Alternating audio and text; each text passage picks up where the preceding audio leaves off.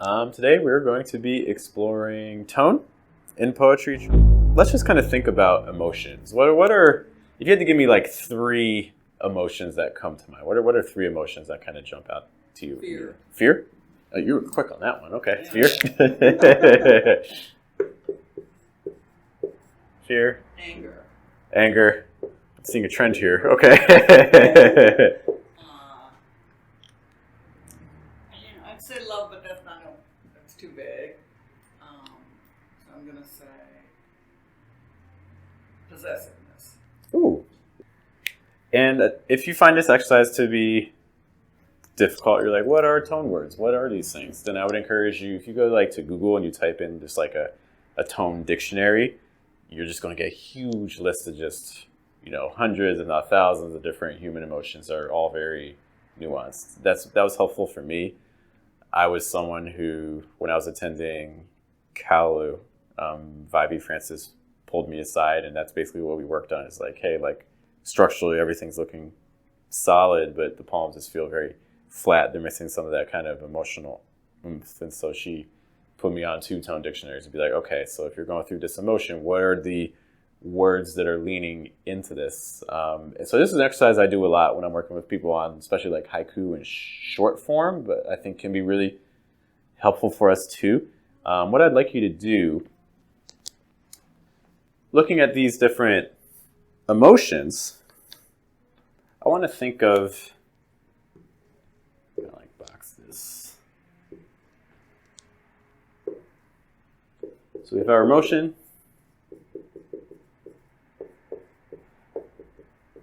I want you to connect this with an image in nature. So like, what's something that happens in nature that might make you think of fear? Like think of like a natural image that makes you think. A dog quivering. I was thinking a cat, like a cat hissing. Oh, hissing. Yeah. Yeah. Any others that kind of jump out for fear? Yeah, I think cat hissing, anger, but that's okay. More fear.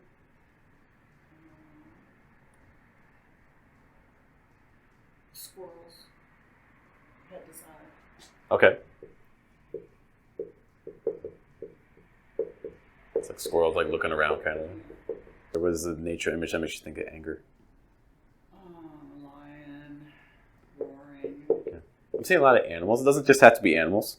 It can be Okay, nature. Well, it's hard to think of. Okay, so then thunderstorm. thunderstorm, sure. I think like a volcano. Yeah, there you go. Sure. Okay, this next one will probably be a little fun. How about possessive? Cat with a toy.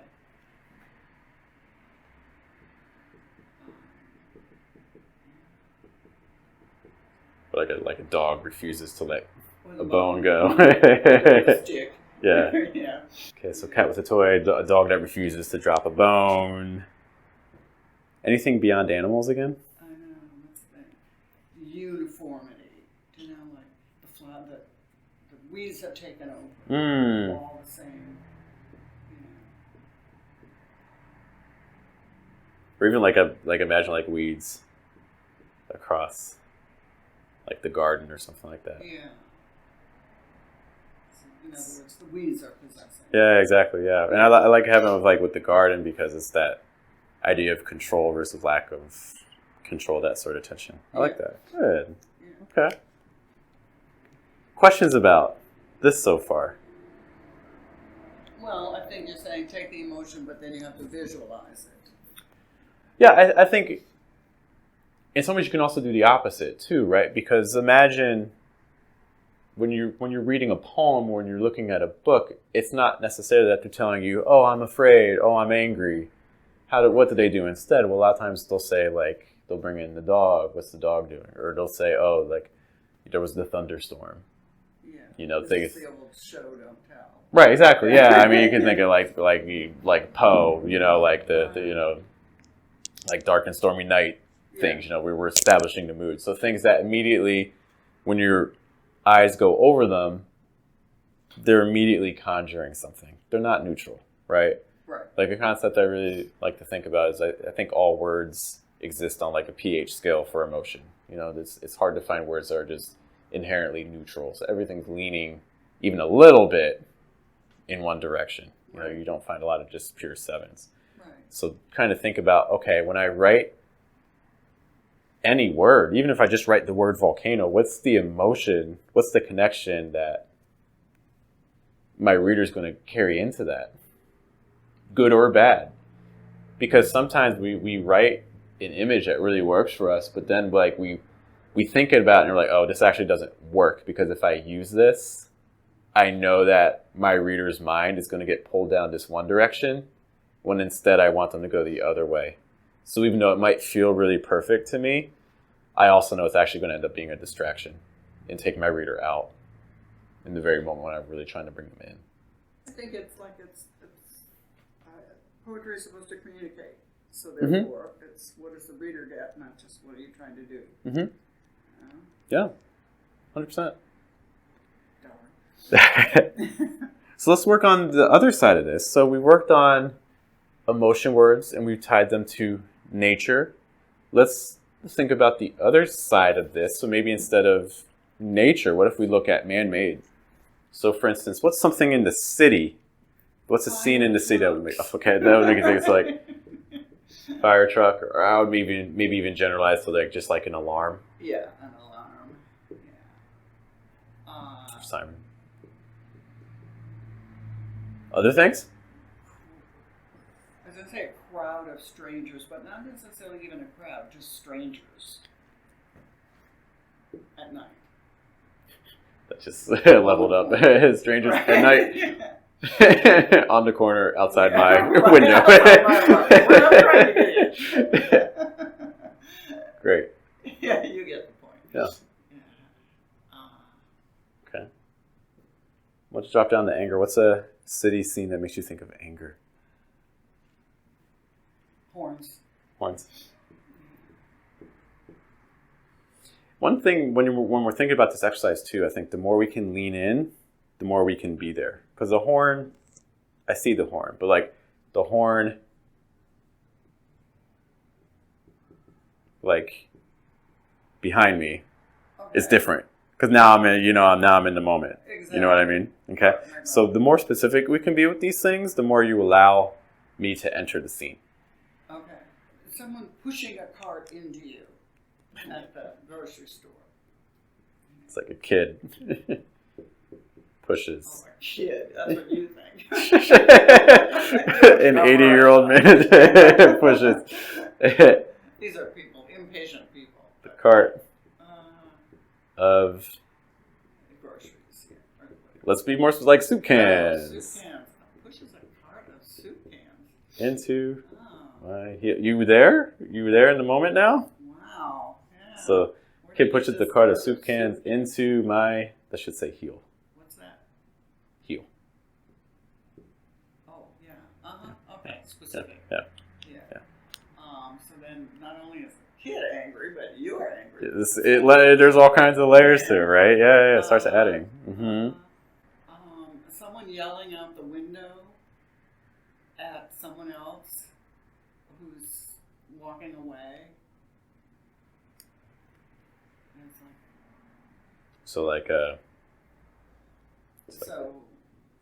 like a teenager. no, sure. I was going to say a woman. I was thinking of a woman too. Yeah. A walking Away. It's like, and don't you come back. from a woman Okay. yelling Yeah. from it's like a balcony. Yeah. Okay. So notice I didn't just write yelling, right? It's not just yelling. It's a teenager walking away from a woman yelling from a, like, put me there. Put me in the scene. Okay. Any questions about the anger one? No. Okay. Let's do one more. How about possessive? How can I show possessive from a city image? Well, this could be a woman with a child in the park,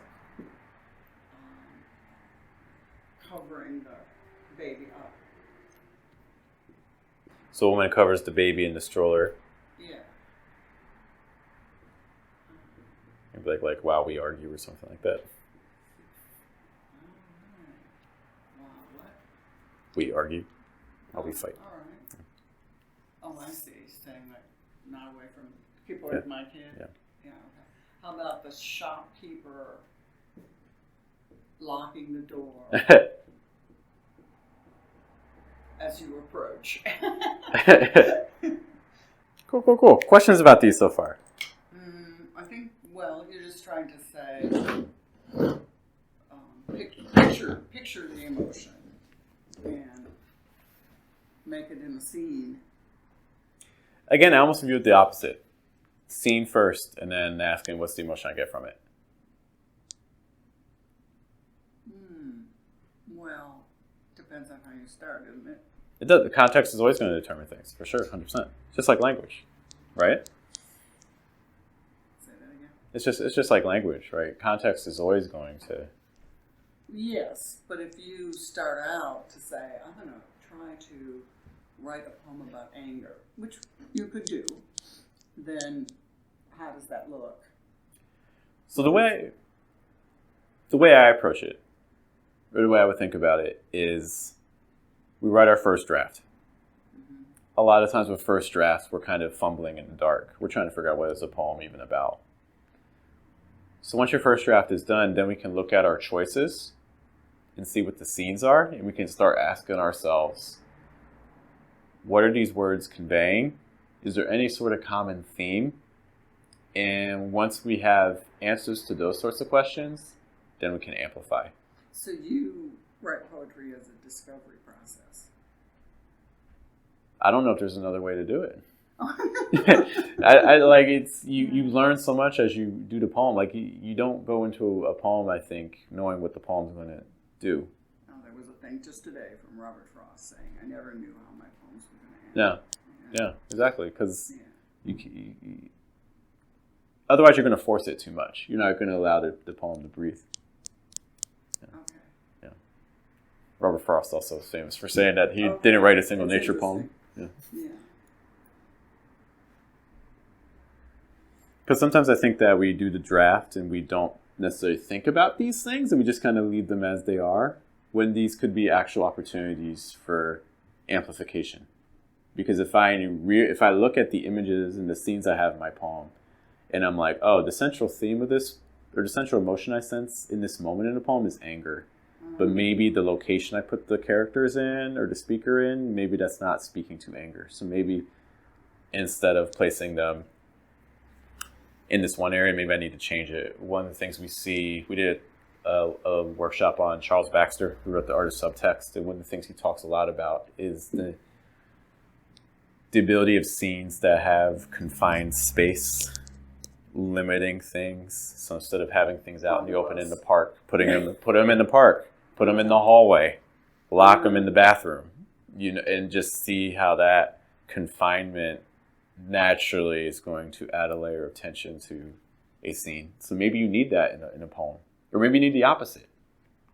Maybe you're trying to have a scene of like peace and things like that, but maybe maybe you have them inside of a tiny room. Maybe you need to actually take them out to a park, or be in nature in the forest. Look at a lot of like Leaves of Grass, like Walt Whitman. A lot of the scenes you see in that are very open. And he's also talking about very grandiose things, and it's very there's a lot of praise and a lot of happiness, in that, and I don't think that's a coincidence. And not a nature. Yeah, exactly. Yeah, he's putting people in the open. Yeah. Okay.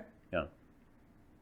So, one of the things you can do is like take an old poem of yours or a poem that you're working on and just kind of map out what is the location, or what is the scene, what's the action, and what's the emotion I get here. So it's kind of like doing an emotional map. Like for every line, be like, oh, this line feels neutral. This line feels happy. This line feels angry. This line feels... And just kind of get an idea of what's the emotional direction. I brought a poem. You brought a poem? Did you want to look at it? Well, I do, but I don't want to interrupt what you're trying to... We're flexible. If you would find that helpful, then we can look at it. Well, it's interesting because you're talking about anger. No, you're talking about emotion. So here, you can look at it. So Is it okay if I kind of talk through this? Yeah. Go ahead. Are you sure? If it bothers you, let me know. Whatever. Okay. So I'm just going to read, and we don't necessarily have to do the whole thing, but let's kind of just read a line, and then you tell me what's kind of the emotion you pick up on it. Okay. Okay. The garbage truck came early this morning. That's neutral right there. I don't know. Garbage. It's everything we do has a motivation behind it. Why am I noticing that the truck came early? Because you're up. Because I'm up. Because maybe I have expectations. Maybe I need to get the trash out and I didn't. So now I was like, oh, now I have to go get the thing. Or like they're breaking schedule. Right. So there's a chance, it could just be a neutral observation. I don't want to say it can't be. Mm-hmm. But I feel like if you It's observe starting something. you didn't have to observe it. Right. Observation there's a choice element to it. So Right. why am I observing it? Why is it so important for me to note this, especially in a poem? Right. So when I look at that first line, I almost get annoyance. Okay. That's fine. But so I think this also speaks to one of the other things, but tone is that when we leave things ambiguous, Yeah. we're leaving it open for our reader to go down a direction that we may not want them to. Now, maybe for instance, this case, I literally just read one line of this poem. I don't know what the rest of the poem is going to do. Right. Right. But if this poem is supposed to go in a very different direction, like if this is supposed to be like a really happy, positive, uplifting poem, I'm going in the basement. I'm not going to the attic. Okay. You know what I mean? So All right. things we want to kind of be thinking about. Mm-hmm. We kind of want to limit. And if we have time for it, that's actually in the essay that we're going to take a look at today. Something that Robert Frost, ironically, also kind of mentions that we got to remove the ambiguity. Right. Well, in the start, I don't know that that it is wrong to have ambiguity. Because, it's like, you say, huh? I think it's okay for your reader to not know the direction that you're going to take them in right away. I think that's fine. Mm-hmm. But I think you also need to understand all the different paths that the reader could take it, and then be like, okay, they might think this, they might think this, they might think this, and all those options are valid for what I need. Okay. It's when we don't consider that we could have a problem. Okay. So like we can leave enough breadcrumbs for them to kind of get a general grasp without being too specific, as long as they're still going on the right path. But if I need them to go north, but they're starting to go south, that's a problem. If you're going south, that's fine. Okay. So again, that first line, the garbage truck came early this morning. I get maybe a little bit of annoyance, potentially, from if I had to pick an emotion right now. Okay. Maybe tomorrow I would say something else, but that's how I am right now. Okay. The second line's not helping. Bulky, smug, lights blinking, backup beeping. What's the emotion you get from that? Noisy. I get more Anger. annoyance. I get more More annoyance and anger. Uh-huh. Okay. So, and Good. see how things are layering? Because that first line gave me a hint of annoyance, and now this line is starting to compound it. So this is where things can get better, or they could get worse, because Is it going in the right direction? is it going in the direction you want, or am I just getting further lost? No. Okay. The next one, groaning and whining and blustering, today more noisy. What emotion you get? Continued. Yeah, it's just layering. So the further I get, the more confirmation I'm getting that my initial suspicion about the garbage truck being annoying is getting confirmed. Then ever, it rattled and creaked into position, brakes squeaking. What emotion do you get? Continued annoyance. Yeah.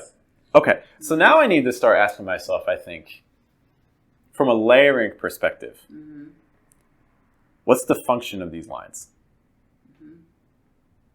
And this is a little bit different than our discussion on tone, but I think it's still important, where you're giving me all these descriptions. At some point, when are the descriptions becoming redundant versus moving progress forward? Right. Because at some point you may have already given me enough to know everything else. Right. And if you keep feeding me more of the same, the question I then have is, or the feeling I have as a reader is, you don't trust me. Okay. Because you obviously keep feeding me. So you're like, oh, I'm not Okay. giving you enough. Okay. So I'll give you more. My intention is for it to be overwhelmingly annoying. Okay. Yeah. Well, I think it's certainly, it's a lot. I think, and I'll move us on, because I think you get the idea of what I'm talking about. Yeah. But I'm wondering if, I don't know if we can see this, but just like in terms of spacing, so this is what we're kind of looking at. It's like kind of like a block, which can be helpful for overwhelm. I'm wondering if there's other ways that playing with format that might also help with the overwhelming nature. Like, for instance, maybe having like shorter lines, but still a block. So like a block, but short lines. So then like it's going to go down more. Okay. So you're taking up more space vertically. Okay. That might help give that sense of weight and things like that. So I think there's some opportunities to kind of play with form as well. Okay. And by playing with form, that might allow you to ease up on some of the description if you feel like the description's heavy. If you're like, no, this description is perfect, it's doing exactly what I want the overwhelm, cool. I'm wondering if maybe form could also achieve a similar goal. Okay. I was trying to make it a block like the garbage truck. You know, and then this is his little arm coming up. Yeah. I don't know if I would have gotten that. I don't know. Right. Maybe. Yeah. Anyway, the title is important, and I'm not going to spend too much time on this. It's the day after the election. Got you. So the... Got you. Blah, blah, blah. Yeah. Noted. Okay. Okay. In terms of the tone stuff, excuse me, does that make sense? Tone. Yeah, thank you.